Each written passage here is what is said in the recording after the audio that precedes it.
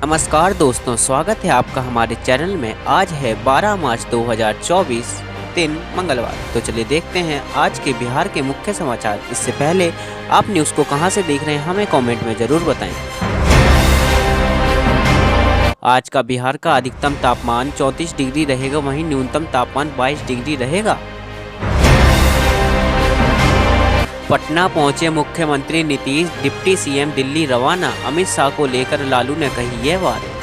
NDA में seat sharing को लेकर मंथन जारी है। एनडीए के सहयोगी दल के चिराग पासवान, उपेंद्र कुशवाहा, मुकेश सहनी और बिहार भाजपा के वरीय नेता दिल्ली पहुंच चुके हैं। सीएम नीतीश कुमार भी आज इंग्लैंड से दिल्ली आ रहे हैं।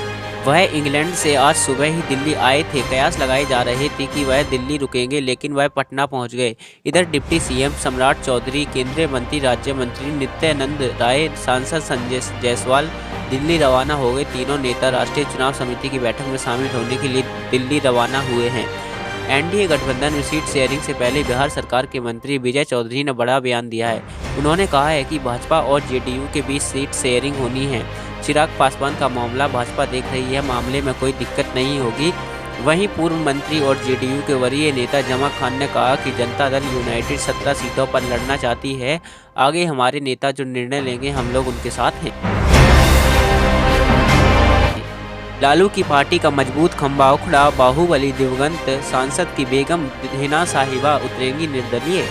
चुनाव को लेकर पूर्व सांसद दिवंगत शहाबुद्दीन की पत्नी हैना साहब ने एक बड़ा बयान दिया है। उन्होंने कहा कि मुझे राष्ट्रीय जनता दल से कोई नाराजगी नहीं है और सभी दल मेरे संपर्क में हैं। सभी लोग मेरे हैं, लेकिन मैं निर्दलीय चुनाव लड़ूंगी। रविवार दोपहर एक निजी कार्यक्रम में हिना साहब पहुंच गई थी। मीडिया के सवाल पर उन्होंने कहा कि मैं चुनाव लड़ूं या मेरा पुत्र लड़े या हम में से कोई भी लड़े, हम लोग निर्दलीय चुनाव लड़ने की तैयारी कर रहे हैं। एक बार निर्दलीय भी लड़कर देखते हैं। आपको बता दें कि दिवंगत शहाबुद्दीन राजद सुग्रीव लाल प्रसाद यादव के काफ़ी करीबी थे। आज भी उनकी तस्वीर राजद के कई पोस्टरों में दिख जाती है, लेकिन शहाबुद्दीन के जाने के बाद उनके परिवार और राजद के बीच काफ़ी दूरी हो गई। इस बात पर मोहर तब लग गया जब सीवान में लालू के छोटे बेटे और पूर्व उप मुख्यमंत्री तेजस्वी यादव जन विश्वास यात्रा के तहत सीवान पहुँच गए थे। मंच पर सभी नेता तो मौजूद। लालू के करीबी सुभाष यादव 24 मार्च तक न्यायिक हिरासत में। ईडी को जांच में बगैर भी हिसाब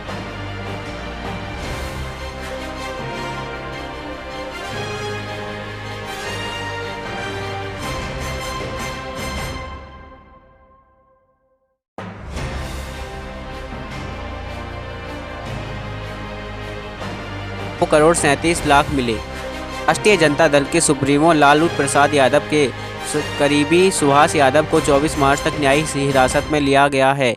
9 मार्च की रात को प्रवर्तन निदेशालय की टीम ने अवैध बालू खनन और बालू की बिक्री से संबंधित पीएमएलए मामले में सुभाष यादव को गिरफ्तार किया था। 9 मार्च की सुबह ईडी की टीम ने सुभाष यादव और उनके करीबी सहयोगियों से संबंधित करीब 8 जगह छापेमारी की थी।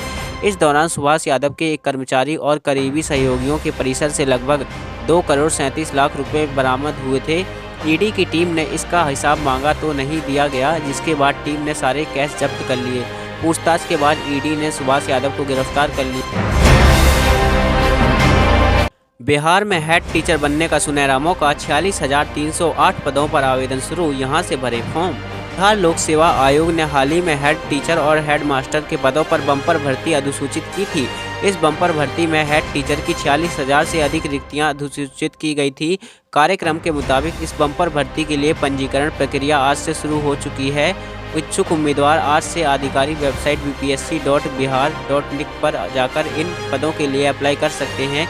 आवेदन करने की अंतिम तिथि 2 अप्रैल 2024 है। इस भर्ती अभियान के माध्यम से राज्य में हेड टीचर और हेड मास्टर के कुल 46,308 खाली पदों पर भर्तियां होंगी। इसमें हेड टीचर प्राइमरी स्कूल के लिए कुल 40,247 रिक्तियां हैं। आवेदन करने के लिए उम्मीदवार किसी के पास मान्यता प्राप्त यूनिवर्सिटी से संबंधित सब्जेक्ट में मास्टर्स की डिग्री होनी चाहिए। साथ ही उसे स्कूल में 8 साल पढ़ाने का अनुभव होना चाहिए। पूर्व डिप्टी सीएम बोली, एनडीए में सीट शेयरिंग को लेकर कोई परेशानी नहीं और इंडिया के पास अपना कुछ नहीं। पूर्व उप मुख्यमंत्री रेणु यादव ने कहा है कि टिकट शेयरिंग में कहीं कोई दिक्कत नहीं है। चिराग पासवान को लेकर भी कोई संशय नहीं है। वहीं उन्होंने चुटकी लेते हुए कहा कि इंडी गठबंधन में धीरे धीरे सब अलग हो रहे हैं, उसका अपना कुछ भी नहीं है। कहा कि जो भी खुद को कहते हैं कि हिंदू नहीं हैं तो वे जान लें कि हिंदुस्तान तो हिंदुओं का है, इसमें कोई बड़ी बात नहीं है। हमने 400 का नारा दिया है तो आंकड़ा जरूर लोकसभा चुनाव में 400 ही पार करेंगे। भाजपा के अंदर सीट की कैसी मारामारी, चुनाव से पहले गिरिराज निशाने पर।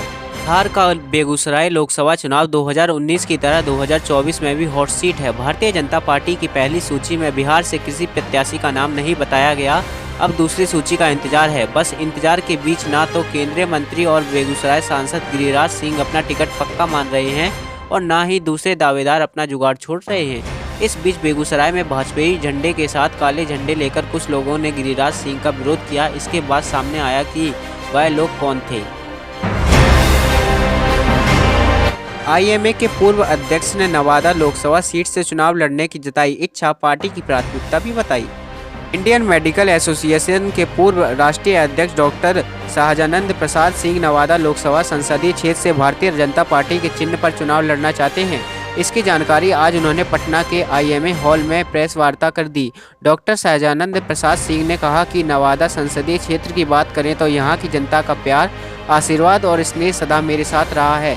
मैंने भी कोशिश की है कि उनके प्यार, सम्मान, आशीर्वाद और स्नेह को सेवा के रूप में समर्पित करूं। उन्होंने कहा कि अपने चिकित्सा सेवा और समाज सेवा के दौरान पूरा नवादा संसदीय क्षेत्र अब मेरे घर की तरह प्रतीत होता है।